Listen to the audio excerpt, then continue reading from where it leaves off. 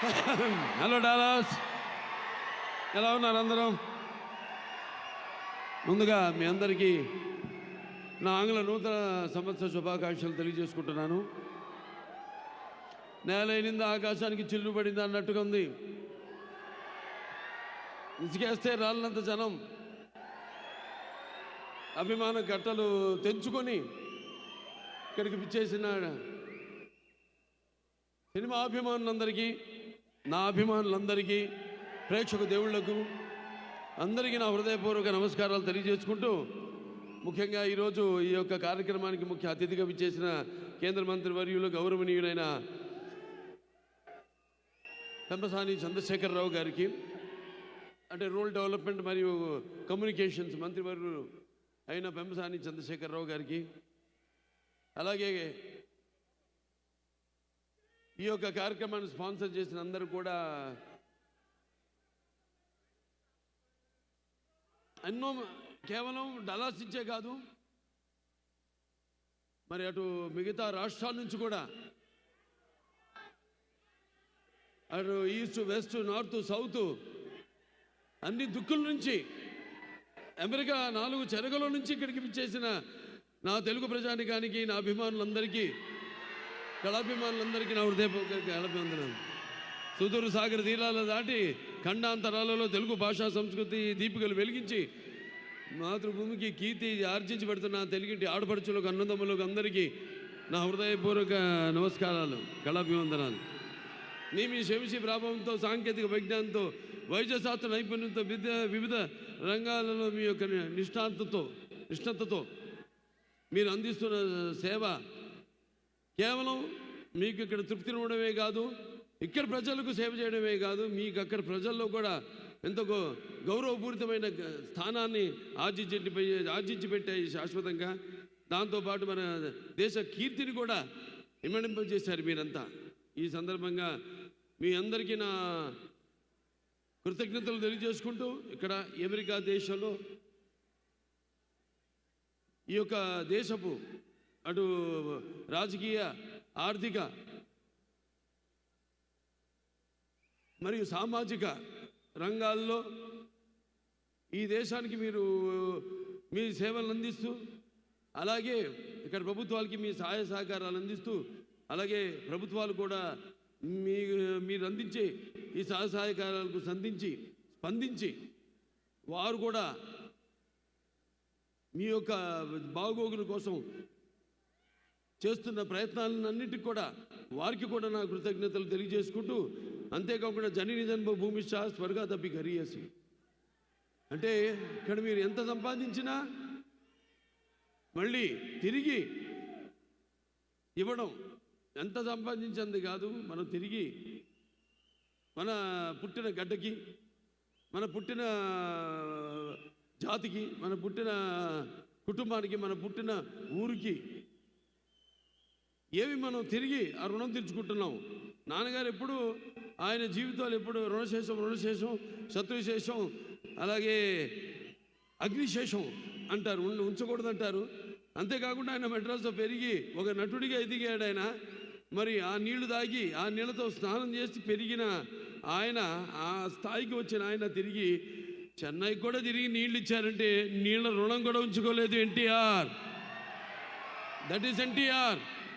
తిరిగి తెలుగు గంగ ద్వారా చెన్నైకి అయితే నగరానికి నీళ్లు లేవో తాగడానికి ఆ నీళ్లను కూడా తిరిగి ఇచ్చిన మహామనిషి నందమూరి తారక రామారావు గారు. అంటే ముందుగా నాకు ధన్యమైన జన్మనిచ్చి నన్ను మీ అందరి గుండెల్లో ఆయన ప్రతిరూపంగా నిలిపినందుకు దైవాంశ సంభూతుడు. అలాగే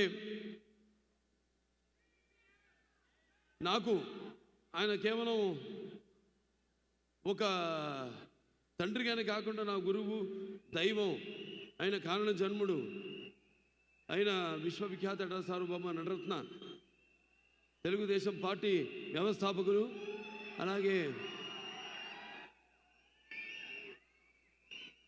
డాక్టర్ పద్మశ్రీ నందమూరి తారక రామారావు గారికి ఆయన ఈ జయంతి సందర్భంగా మొన్న మే 28న జరుపుకున్నాము. ఇక్కడ కూడా చాలా మన వాళ్ళందరూ కూడా జరుపుకున్నారు. మొత్తం అమెరికాలో జరుపుకున్నారు మన వాళ్ళంతా. అలాగే మొన్నటికి మొన్న ఆయన మొదటి సినిమా అయిన మన దేశం విడుదలయ్యి 75 సంవత్సరాలు పూర్తి కావడం, అలాగే నేను ఈ చలనచిత్ర పరిశ్రమలోకి వచ్చి 50 సంవత్సరాలు కావడం, ఇది ప్రపంచ రికార్డు. ఇంతవరకు ఎవ్వరూ ప్రపంచంలో 50 సంవత్సరాలు హీరోగా ఎవరు రాణించలేకపోయారు.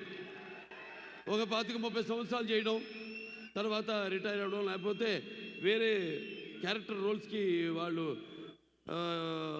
షిఫ్ట్ అవ్వడం జరిగింది. కానీ ఒక హీరోగా 50 సంవత్సరాల ఘనత నాకు దక్కింది.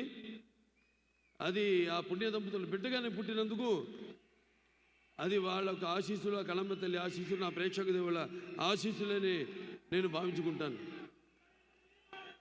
అంటే రామారావు గురించి ఎంత చెప్పినా ఆ సూర్యుడిని వేలుతో చూపించినట్టే అవుతుంది.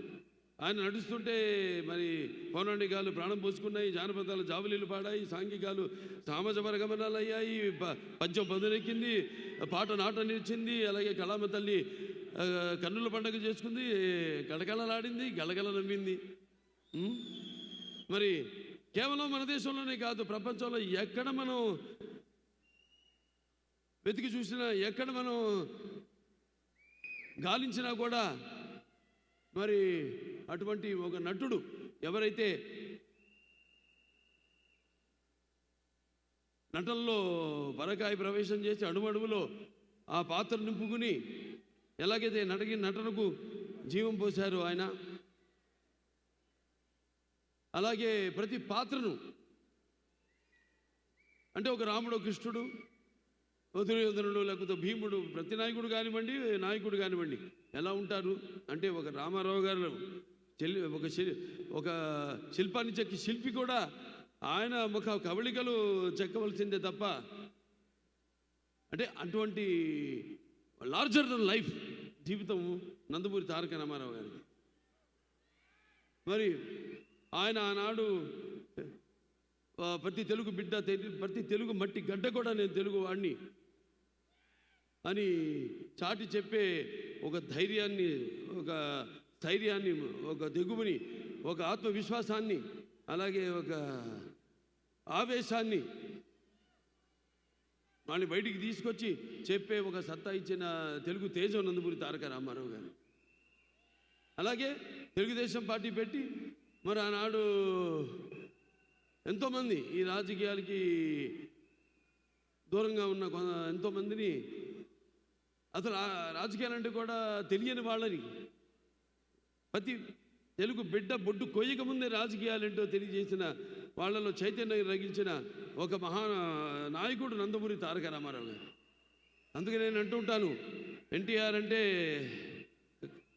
కేవలం నందమూరి తారక రామారావు గారు కాదు, అంటే నటనాలయం, ఆయన ఇల్లు ఒక నటనాలయం, అందులో ఆయన ఒక నటరాజు నరసింహుడు. టీ అంటే తార మండలంలోని తారక ధ్రువ తారకుడు. ఆరంటే రాజాజు రాజర్షి రాజకీయ రమణీయ గమనీయ గుణధాముడు. అందుకే ఆయన అందరి గుండెల్లో నిండుగా మెండుగా ఉండి నేను ఎప్పుడు మీకు అండగా ఉంటానని చెప్పి తెలుగుదేశాన్ని పార్టీని స్థాపించారు. ఎన్నో విప్లవాత్మకమైన పథకాలను ప్రపంచంలోని ఎవరు ధైర్యం చేయని, సాహసించని ఎన్నో విప్లవాత్మకమైన పథకాలను ప్రవేశపెట్టారు. అలాగే ఆ పథకాలన్నీ కూడా ఎన్టీఆర్ రాజకీయాల్లోకి రాకముందు, వచ్చిన తర్వాత ఆ పథకాలు అంటే ప్రజల కోసం, వాళ్ళకు మేలు చేయడం కోసమని ఆ పథకాలను ప్రవేశపెట్టి అమలు చేసి, ఆయన తర్వాత కూడా ఆ పథకాలను అంటే ప్రవేశపెట్టేలా అమలు చేసేలా చేసిన మహానుభావుడు నందమూరి తారక రామారావు గారు. అందుకే మరి అది ఎన్టీఆర్ దూరదృష్టి. అందుకే ఆయన పేదవాడి బాధ తెలిసిన నాన్న ఆయనే. అలాగే జనం భవితకు ఒక బాట చూపించిన నాన్న ఆయనే. అలాగే ఆయన్ని ముందుండి మంగళహారతులు బట్టి ఆయన్ని ఒక అన్నగా భావించి గౌరవించిన, మహిళలకు ఆర్థిక స్వాతంత్రాన్ని ఇచ్చిన అన్న కూడా నందమూరి తారక రామారావు గారు. ఇది ఇంకా చెప్పుకుంటూ పోతే ఆయన చేసిన విప్లవాత్మకమైన పథకాల గురించి నేను చెప్పాను. ఆ సూర్యుడిని వేలుతో చూపినట్టు అవుతుందని. ఇక నా విషయానికి వస్తే చెప్పాను, నాకు నా గురువు, నా దైవం, నా మెంటరు అంతా కూడా నందమూరి తారక రామారావు గారు అని ఆయన్నే ఒక స్ఫూర్తి ప్రదాతగా తీసుకొని మరి అంచెలంచెలుగా ఆయన్ని అంటే నా బాటలో ఆయన్ని అనుసరిస్తూ ఆ అనుకరణలో అనుసరించడంలో తర్వాత ఉన్న ఆనందాన్ని పొందుతూ ఈనాడు నాకు నేను ఒక సానబెట్టుకున్న ఒక వజ్రాన్ని మీ అందరికీ నేను తెలియజేసుకుంటున్నాను. అంటే నేను ఎప్పుడూ అంటూ ఉంటాను, చాలామంది ఎన్నో రకాలుగా విమర్శలు కురిపించారు, అది వాటిని పట్టించుకొని నేను చెప్పేవాడు నవ్వేవాడు నవ్వని ఏడ్చేవాళ్ళు ఏమని అన్నట్టు నేను అనుకున్నది ఆ బాటలోనే. నాకు ఆధ్యాత్మిక చింతన ఎక్కువగా ఆయన నడిపిస్తాడు ఆ భగవంతుడే, ఆ పుణ్య దంపతులే నడిపిస్తారు అని ఒక నమ్మకం, విశ్వాసం, దృఢమైన విశ్వాసం వేరు, దృఢమైన విశ్వాసం వేరు. ఆ దృఢమైన విశ్వాసంతోనే ఇలా 50 ఏళ్ళైంది ఇండస్ట్రీకి వచ్చి, ఎన్నో రకరకాల పాత్రలు చేశాను. మొదటి బొట్టు దిద్దింది ఆయనే, తిలకం పెట్టింది ఆయనే. ఆ సుముహూర్తాన్ని ఏ ముహూర్తాన్ని అయితే ఆయన నా నుదుటిన బొట్టు పెట్టారో ఆ ముహూర్తం నుంచి నా యొక్క ఈ చలనచిత్ర ప్రస్థానం మొదలైంది. ఎన్నో పాత్రలు చేశాను, రకరకాల పాత్రలు, అటు జానపదాలు కానివ్వండి, పౌరాణికాలు కానివ్వండి, లేకపోతే మన ఆదిత్య తీసిన ఫస్ట్ ఇండియన్, మన గొప్పలు మనం చెప్పుకోము. ఇప్పుడు వస్తున్న టెక్నిక్ వీళ్ళు ఎక్కడ ప్రస్తావన లేదు ఆ సినిమా గురించి. చేయబోతున్నాను దాని సీక్వెల్ కూడా అతి త్వరలో. ఫస్ట్ ఇండియన్ సోషో ఫ్యాంటసీ చేసింది మన తెలుగు వాళ్ళు అని యావత్ భారతదేశం గర్వపడాల్సింది. అటువంటిది చాలామంది తెలియదు ఆ సినిమా గురించి, వేరే భాష వాళ్ళకి. అలా ఎన్నో అటు ఫ్యాంటసీలు కానివ్వండి, పౌరాణికాలు కానివ్వండి, ఇన్ని పాత్రలు చేసే అవకాశం నాకు దక్కినందుకు అది నా పూర్వజన్మ సుకృతంగా భావిస్తున్నాను. అలాగే ఒక్కొక్క సినిమా అంటే వయసు పెరుగుతున్న కొద్దీ ఎలా అంటే ఒక సినిమా ఇంకా నాకు బాగా మెచ్యూరిటీ అంటే సినిమాల గురించి, పాత్రల గురించి ఇంకా ఎక్కువ నా సొంతంగా నేను ఒక నిర్ణయం తీసుకునే ఒక స్థాయికి నేను ఎదగగలిగాను అన్న అది ఒక దృఢ సంకల్పం, ఒక విశ్వాసం, నమ్మకం నా మీద నాకు కలిగింది. ఇప్పుడు ఇవాళ ఒక అఖండ సినిమా అయితేనేమి, లేకపోతే ఒక వీరసింహారెడ్డి అయితేనేమి, ఒక నేలకొండ భగవంత్ కేసరి అయితేనేమి, ఇవన్నీ కూడా 3 సినిమాలు. అప్పుడు 86 గుర్తొస్తుంది. 7 సినిమాలు రిలీజ్ అయితే 7లో 6 సినిమాలు సిల్వర్ జూబ్లీలు ఆడినాయి, ఒక సినిమా 100 రోజులు ఆడింది. మళ్ళీ చరిత్ర సృష్టించాలన్నా మేమే, దాన్ని తిరగ రాయాలన్నా మేమే. మళ్ళీ వస్తా, మళ్ళీ జాప్యం లేకుండా. ఎందుకంటే ఒక అవకాశం ఇచ్చాడు. అందరూ 2వ ఇన్నింగ్స్ అంటారు, అది ఎప్పుడు ఏదో ఒక రిటైర్ అయిపోయినా కొంచెం దారి మార్చుకుని మళ్ళించుకుని ఏదో క్యారెక్టర్ ఆర్టిస్ట్ గాను లేకపోతే అది కానీ అట్టా కాకుండా ఇవాళ నాకు వచ్చిన ఈ అవకాశం అది నా 2వ ఇన్నింగ్స్గా తీసుకుని ఈ యొక్క 3 సినిమాలు విజయం తర్వాత మనకు 3 సార్లు మన అక్కడ హిందూపురం ఎమ్మెల్యేగా గెలిచినందుకు నా హిందూపురం ప్రజలందరికీ కూడా నా ధన్యవాదాలు తెలియజేసుకుంటూ, ఇక 2వ ఇన్నింగ్స్ ఇక్కడి నుంచి మొదలైందని మీ అందరికీ తెలియజేసుకుంటున్నాను. నా క్యాన్సర్ హాస్పిటల్ ఉంది. నా క్యాన్సర్ హాస్పిటల్లో మా డాక్టర్లు, మా కార్యవర్గ సభ్యులు అయితేనేమి, మాకు బోర్డు మెంబర్స్ అయితేనేమి, లేకపోతే మా డాక్టర్స్ అయితేనేమి, నాన్ మెడికల్, పారామెడికల్, లేకపోతే నర్సింగ్ స్టాఫ్, వాళ్ళందరూ అవిశ్రాంతంగా పడుతున్న శ్రమకి ఫలితమే నా ముందు ఉన్న చైర్మన్స్ అయితేనేమి, నాకు ముందున్న బోర్డు మెంబర్స్ అయితేనేమి, వాళ్ళందరూ నాకు ఇన్స్పిరేషన్గా ఇవాళ ఆసుపత్రిని ఈ స్థాయికి తీసుకురాగలిగానంటే మీ అందరి సహాయ సహకారాలతో. నేను ఇప్పుడు ఇక్కడ చాలాసార్లు రావడం జరిగింది అమెరికాకి, ఫండ్ రైజర్స్కి మాకు ఇక్కడ అయాకో ఉంది, ఇండియన్ అమెరికన్ క్యాన్సర్ ఆర్గనైజేషను.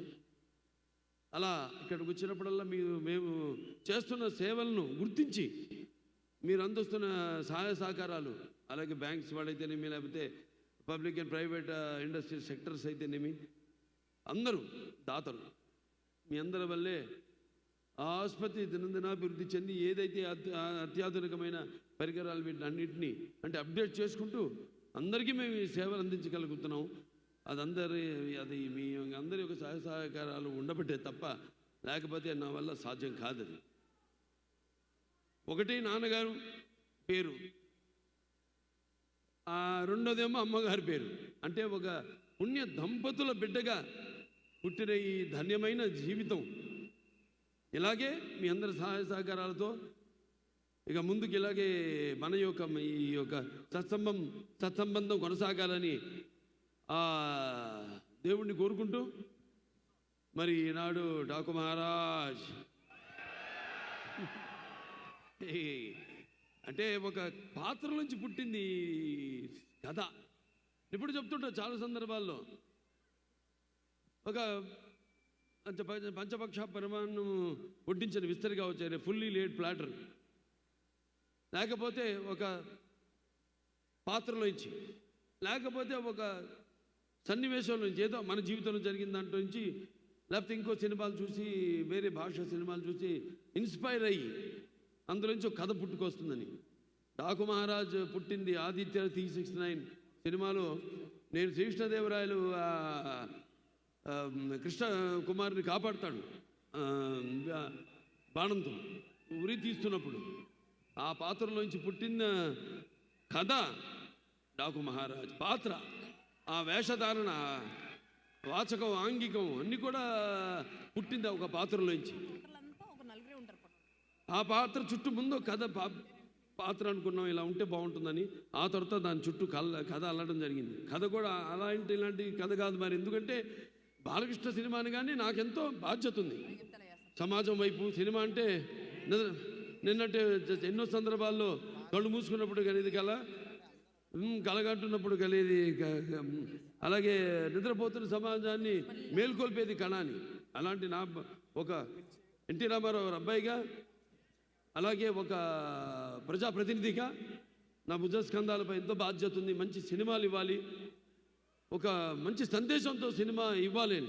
ఈ సినిమాలో కూడా సందేశం ఉంది, చాలా మంచి సందేశం.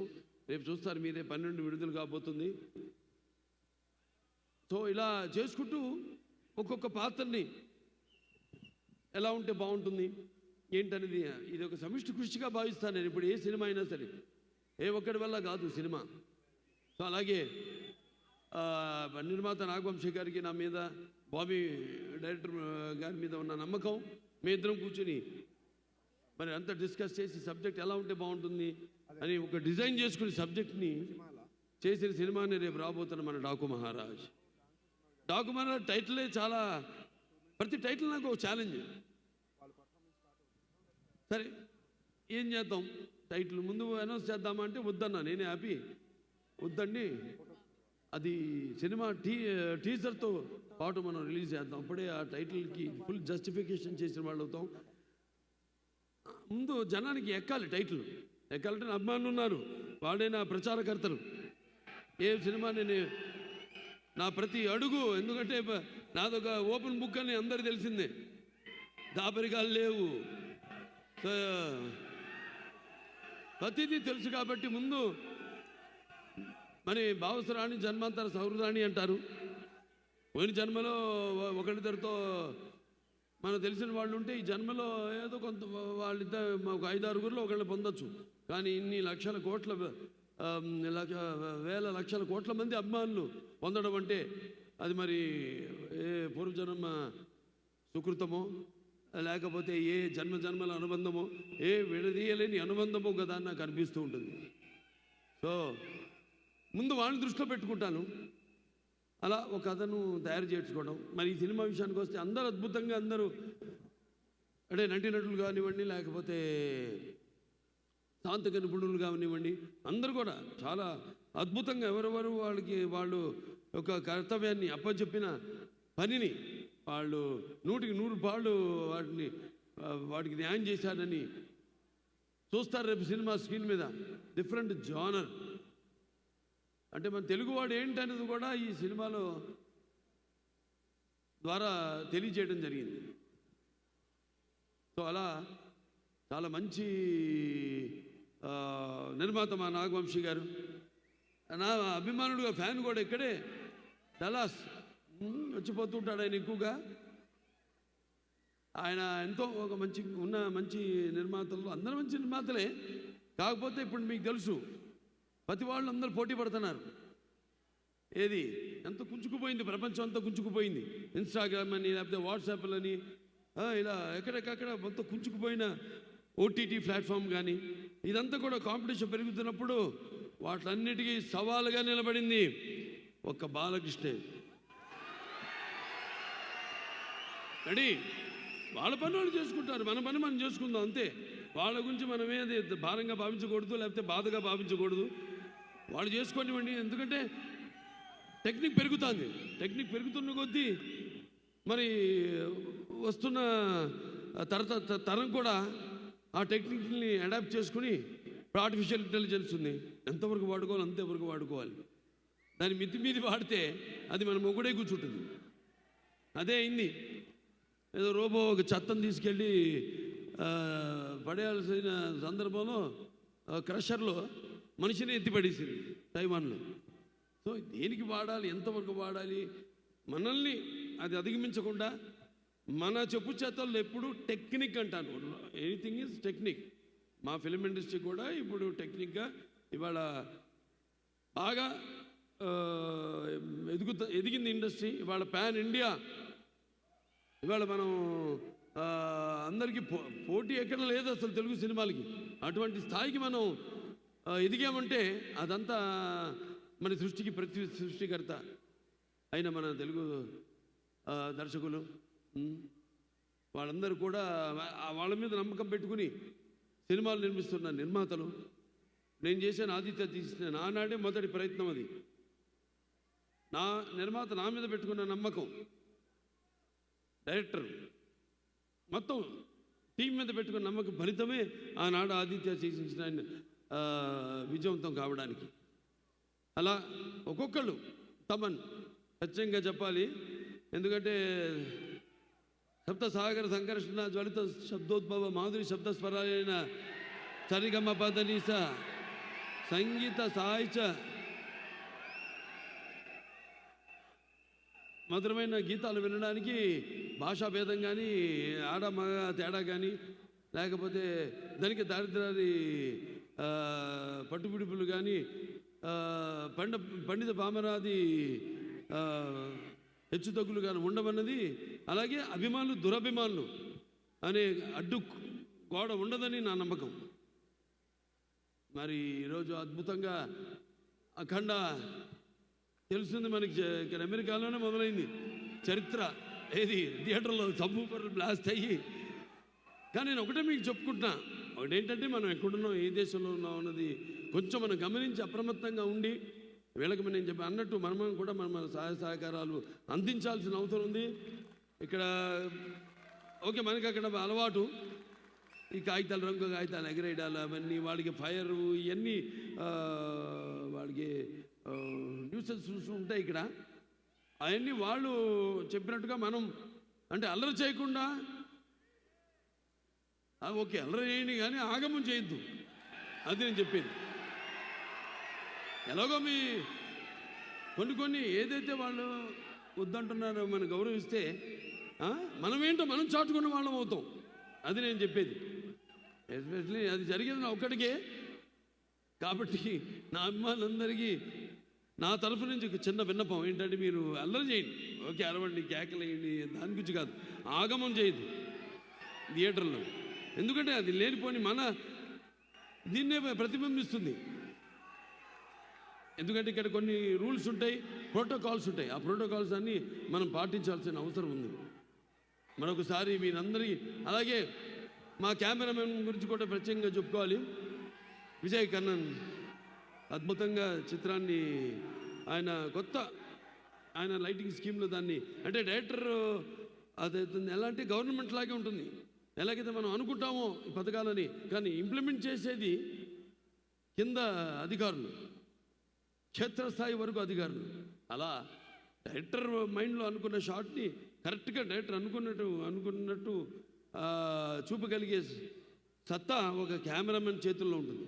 అటువంటి అద్భుతంగా కొత్త జోనర్కి తన లైటింగ్ స్కిల్స్తో అద్భుతంగా అందరినీ అందంగా ఎంతో బాగా ఏ పాత్రలు ఇప్పుడు దాంట్లో ఉన్నాయి 2-3 గెటప్లో షేడ్స్ ఉన్నాయి. నా పాత్రలు ఎలా ఉండాలి, ఎలా లైటింగ్ చేయాలి ఏంటి అనేది చాలా బాగా చేశాడు ఆయన. ఇక డైరెక్టర్ బాబీ చాలా అసలు ఇంత సినిమా చేశాడా నాకు ఇప్పటికీ అనిపిస్తుంటుంది. ఎందుకంటే ఎప్పుడు సైలెంట్గా ఉంటాడు, సెట్స్లో ఏమి హడావుడు ఉండదు, చాలా కూల్గా ఉంటాడు మనిషి, క్వైట్గా ఉంటాడు ఆయన. అటువంటిది తనకు కావాల్సింది. అలాగే ఎవరైనా సూచనలు ఇస్తే అవి తీసుకుని ప్రొడ్యూసర్ కానివ్వండి, అనుభవం ఉన్న ప్రొడ్యూసర్ లేకపోతే అనుభవం ఉన్న నటుడు ఇక్కడ ఉన్నాడు, మేము చెప్పినవి మళ్ళీ అంతర్మతనం చేసుకుని ఎంతో అద్భుతంగా స్క్రిప్ట్ని మలిచి, అంటే ముత్యాలు ఏటపాలుగా దొరికితే చూడడానికి ఎంత అందంగా ఉంటాయో అంత అందంగా ఆ నటీనటుల నుంచి హావభావాన్ని రాబెట్టుకోగలిగిన సత్తా, అలాగే మన మ్యూజిక్ డైరెక్టర్ తమ నుంచి కూడా అద్భుతమైన బాణీలను రాబెట్టుకోగలిగిన, అలాగే అద్భుతమైన సాహిత్యం రచించిన శ్యామ్ గారు అయితేనేమి,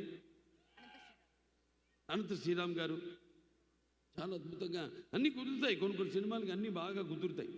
అందుకంటే ఈ సంవత్సరం రామారావు గారి యొక్క జయంతి ఉత్సవం అయితేనేమి, లేకపోతే ఆయన ఇండస్ట్రీకి ఎంటర్ అయిన 75 సంవత్సరాలు మొన్న పూర్తి అవ్వడం అయితేనేమి, నా ఈ 50 సంవత్సరం కావడం అయితేనేమి, నేను అటు క్యాన్సర్ హాస్పిటల్కి చైర్మన్గా 15 సంవత్సరాలు అయింది నేను ఆ బాధ్యతలు చేపట్టి.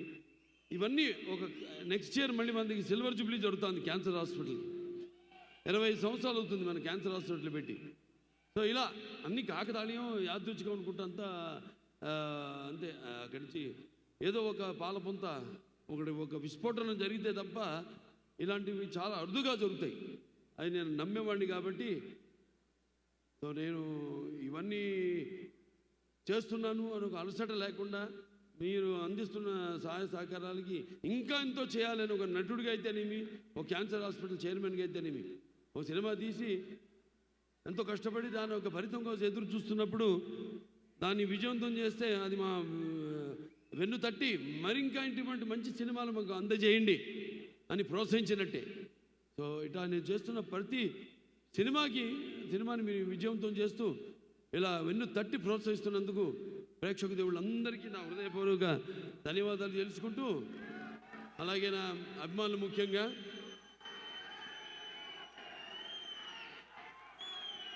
మీరందరూ కూడా కేవలం నేనే కాదు, అది నేను చేస్తున్న సేవా కార్యక్రమాలకు స్పందించి మీరు కూడా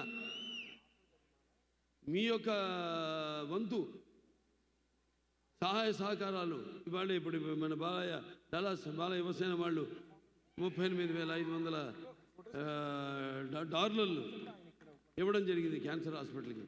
అలా ఎంతోమంది అటు అక్కడేమో హెల్పింగ్ హ్యాండ్స్ అయితేనేమి, మన అనంతపురం, ఇలా ఎంతోమంది కూడా మంచి మంచి సేవా కార్యక్రమాలు కేవలం సినిమా వినోదం కోసం కాదు, నేను చేస్తున్న ప్రతి పని ఆదర్శంగా ఎలాగైతే నేను మా నాన్నగారిని తీసుకున్నానో అలాగే మీరందరూ కూడా తీసుకుంటూ మీకు అంటూ ఒక ప్రత్యేకమైన స్థానాన్ని మీరు ఆపాదించుకున్నందుకు నాకు చాలా గర్వంగా ఉంది. ఇలాంటి అభిమానులు నాకు ఉండడం. సో మరొకసారి అందరికీ మంచి సినిమా వస్తుంది సంక్రాంతికి. అలాగే సంక్రాంతి అంటే అచ్చమైన తెలుగు పండగ సంక్రాంతి, మన పండగ అని చెప్పుకునే పండగ సంక్రాంతి. తర్వాత ఉగాది అఫ్కోర్స్ చూసే ఉంటారు, మన గౌతమిపుత్ర శాతకర్ణి ఉగాది పండుగ మనం ఎందుకు జరుపుకుంటా ఉన్నది. ఇవాళ మరి ఈ సంక్రాంతి అన్నది ఒక రైతుల పండగ. వాడు దుక్కు దున్ని నారు పోసి విత్తనాలు దాని తర్వాత మన నీరు పోసి ఆ తర్వాత పండాక దాని కోతలు కోసి బస్తాలు నింపి మరి బండ్ల మీదకి ఎక్కించుకుని ఆ సంవత్సరం అంతా పడిన కష్టాన్ని మరిపించే ఒక పండగ సంక్రాంతి. అలాగే సంక్రాంతి అనగానే ఇప్పుడే చూశాను పిల్లల్ని ఎంతో ముస్తాబు చేసి వాళ్ళ తల్లిదండ్రులు పిల్లల దగ్గరికి పంపించి ఎంతో అద్భుతంగా ఎంట్రుకలు నిక్కపొడుచుకునేలా చాలా అద్భుతంగా వాళ్ళు వాళ్ళ నాట్యాన్ని ప్రదర్శించారు. వాళ్ళ తల్లిదండ్రులకి ముందుగా అభినందనలు తెలియజేసుకుంటున్నాను. తర్వాత పిల్లలకి నా ఆశీస్సులు తెలియజేసుకుంటున్నాను. ఈ సంక్రాంతి పండుగ మరి గొబ్బెమ్మలతో మరి ఒక భోగి మంటలతో హరిదాసుల కీర్తనలతో అలాగే కొత్త అల్లుళ్ళతో మంచి రుచికరమైన పిండి వంటలతో అందరూ కలిసికట్టుగా జరుపుకునే మన ఈ సంక్రాంతి పండగకి చాలామంది ఇక్కడి నుంచి పండగలంటే వస్తున్నారు అక్కడికి. వాళ్ళు మొత్తం కుటుంబాన్ని తీసుకుని పిల్లల్ని తీసుకుని మన సంస్కృతి సంప్రదాయాల్ని ఇక్కడుంటూ అక్కడికంటే కూడా ఎంతో బాగా వాటిని ఇక్కడ జరుపుకుంటూ కళ్ళకు కట్టినట్టు కనపడాలని మళ్ళీ చాలామంది పిల్లల్ని తీసుకెళ్ళి అక్కడ ఆ పండుగలు జరుపుకోవడం మీ అందరికీ ఇక ముందు తరాలు ఎలాగైతే నేను 2 తరాలతో కనెక్ట్ అయిపోయాను నేను. అలాగే మీరు కూడా ఇది ఒక మన సంప్రదాయాల సంస్కృతిని ఆ తరతరాలకు అందజేస్తున్నందుకు ఇక్కడ ఉన్న వాళ్ళందరికీ కూడా ఆ పిల్లల తల్లిదండ్రులందరికీ నా కృతజ్ఞతలు తెలియజేసుకుంటూ మరి సినిమా బ్రహ్మాండంగా వచ్చింది చూడండి. బ్రహ్మాండంగా ఒక వైవిధ్యమైన పాత్ర, ప్రతి పాత్ర దీంట్లో డైలాగ్ ఉంది. అదేంటంటే ఒకటి పొడుస్తాను ఒకటి కత్తితో పొడుస్తాడు అంటాడు, వార్నింగ్ ఇస్తానా నీకు అంటే విలన్ మనిషిని చంపుతాను నేను. వాడు అంటాడు నీకు వార్నింగ్ ఇస్తున్నాను. అప్పుడు నేనంటారు అరే వార్నింగు చంపేవాడు వాళ్ళు కానీ చచ్చేవాడు కాదురా. तेरा बलवंत सिंह को भी सुकून से ऊपर भेज दूंगा.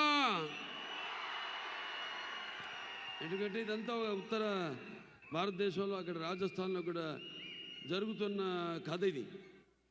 సో దాన్ని మనం అలా అది హిందీ తెలుగు మేళవించి డైలాగులన్నీ రాయడం జరిగింది. ఎక్కువగా మన తెలుగు మనకి కంఫర్ట్గా ఉండడానికని. సో చిత్రం చాలా బాగుంది, బాగా వచ్చింది. తప్పకుండా మిమ్మల్ని అందరినీ ఏంటి మీరు ఎదురు చూస్తున్నారు, ఏంటి కథ ఏంటి అన్నది మిమ్మల్ని మరొక లోకంలోకి తీసుకెళ్తుంది ఈ సినిమాని తెలియజేసుకుంటూ. మరి చాలా కాలాతీతమైంది, ఎంతో దూరాల నుండి కూడా మీరు ఎంతో వచ్చారు. కేవలం చెప్పాను డల్లాస్ ఇచ్చే కాదు, అటు ఉత్తరం దక్షిణం తూర్పు పడమర నుంచి కూడా అందరు అబ్బాయిలు ఇక్కడికి విచ్చేశారు. అబ్బాయిలే కాదు అందరూ కూడా తెలుగు వాళ్ళంతా మన ప్రవాస ఆంధ్రులందరూ కూడా ప్రవాస తెలంగాణ వాస్తవ్యులైతే మీ అందరూ కూడా ఇక్కడ ఇచ్చేశారు. అందరూ కూడా మరొకసారి నా ధన్యవాదాలు తెలియజేసుకుంటూ మీరందరూ క్షేమంగా మీరు వచ్చిన ఊళ్ళ నుంచి లేకపోతే మీ ఇళ్ళకి వెళ్ళవలసిందిగా మిమ్మల్ని అందరిని కోరుకుంటూ మరొకసారి మీకు అందరికీ నా సంక్రాంతి శుభాకాంక్షలు తెలియజేసుకుంటూ ఈ సంక్రాంతి ఆ భగవంతుడు మీకు అష్టైశ్వర్యాలు సుఖ సంతోషాలు భోగభాగ్యాలు కీర్తి ప్రతిష్టలు శ్రీసంపదల ఆయురారోగ్యం అలాగే సంపూర్ణ ఆయుష్ నవగ్రహాల ఆనుకూల్యం ప్రసాదించాలని మనస్ఫూర్తిగా కోరుకుంటూ నేను సెలవు తీసుకుంటున్నాను.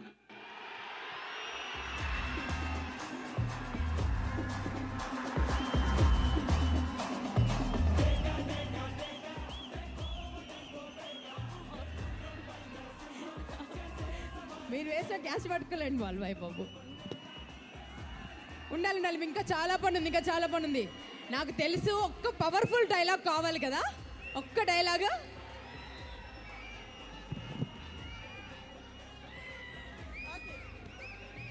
సో ఇప్పుడు నేను హీరోయిన్స్ ఇద్దరిని స్టేజ్ పైకి సాధారణంగా ఆహ్వానిస్తున్నాను. మా ప్రజ్ఞా జైస్వాల్ అండ్ శ్రద్ధా శ్రీనాథ్. వాళ్ళు నేను ఆహ్వానిస్తాను, వాళ్ళు బైక్ అందుకే రమ్మంది.